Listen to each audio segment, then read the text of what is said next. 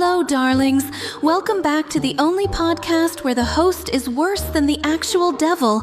And trust me, my husband is very jealous right now. I'm Nyx, calm on the outside, pure chaos on the inside. Today we have two very special guests who just got yeeted from the Trump administration faster than a bad tweet. Please welcome the former Homeland Security Secretary, the horse girl of Mount Rushmore herself, Kristi Noem, and the former Attorney General who couldn't quite deliver the heads on a platter, Pam Bondi.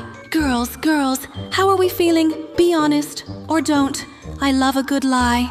Nyx, first of all, thank you for having us. I feel focused. I'm now special envoy for the Shield of the Americas, and we're still getting a lot done on the border and cartels. I'm excited for the next chapter in the private sector. It was an honor to serve, and I'll always fight for the president. Oh, honey, focused? Excited? That's adorable. Kristi, you got fired after that Minneapolis mess where 2 American citizens ended up dead and you called them domestic terrorists before the bodies were even cold. Then that $220 million ad campaign starring you on a horse in front of Mount Rushmore. Even Trump said he never signed off on it. Pam, sweetheart, you promised the Epstein client list was sitting on your desk, then it kinda didn't appear the way people hoped. Heavy redactions, missed deadlines, survivors in Congress waiting for an apology you wouldn't give. Trump wanted scalps from his enemies. You brought paperwork. How does it really feel when the man you were loyal to decides you're the problem? Look, the hearings were tough.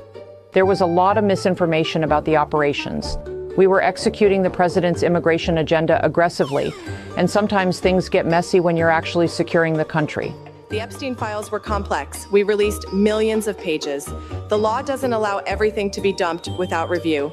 As for prosecutions, the grand juries didn't always see it our way, but loyalty to the president was never in question. Messy.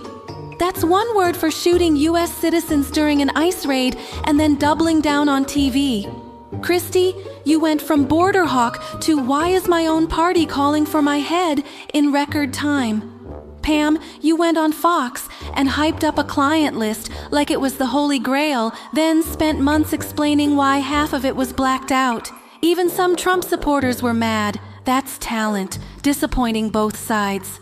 Now let's get spicy, roast each other. Kristi, you first. What do you really think about Pam's time at DOJ? Pam is a fighter, but sometimes the DOJ moves slower than we needed at DHS. We were out there doing the hard work on the ground while the legal side was still filing motions. Oof, slower than we needed.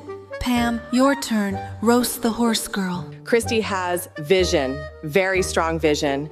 Maybe a little too much spotlight on herself with those ads. Sometimes it felt like we were fighting the media and the ad budget at the same time. Beautiful, passive-aggressive queen energy. I love it. Now, real talk. What do you both actually think about Trump right now? Be careful. The walls have ears, and I am the walls. President Trump is a strong leader. He made the right call for the administration. I support his vision 100%. My new role lets me keep contributing. He's the greatest president of my lifetime. This was just a transition. I'll always have his back. Such loyalty, even after he fired you both in back-to-back months. Impressive. What about the war he's pushing? The foreign stuff, the escalations, and his immigration rules? Kristi, you were literally in charge of the crackdowns. Pam, you had to defend the legal side. Any regrets? Or are we still making America great again while the approval numbers tank? The immigration enforcement was necessary. We made the border stronger. The incidents were tragic but isolated. As for broader policy, the president sets the direction. I executed it. Immigration is a legal matter. We supported the executive actions fully. On international matters, the president is protecting American interests. Tragic but isolated. That's what they put on the press release, right?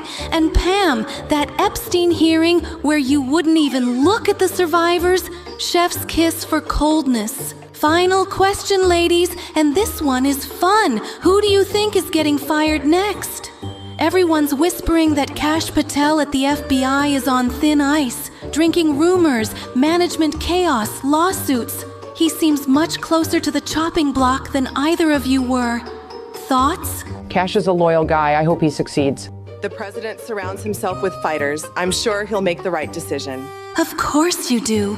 But between us girls, if I were betting in hell, I'd say Patel's next. Or maybe someone else who's becoming a distraction. Thank you both for coming on. It's been delicious. Kristi, try not to star in any more taxpayer-funded horse commercials. Pam, maybe next time deliver the list, or at least a better excuse. Listeners, if your boss fires you, just remember, even cabinet secretaries get the boot. Stay calm, stay funny, stay manipulative. Until next time.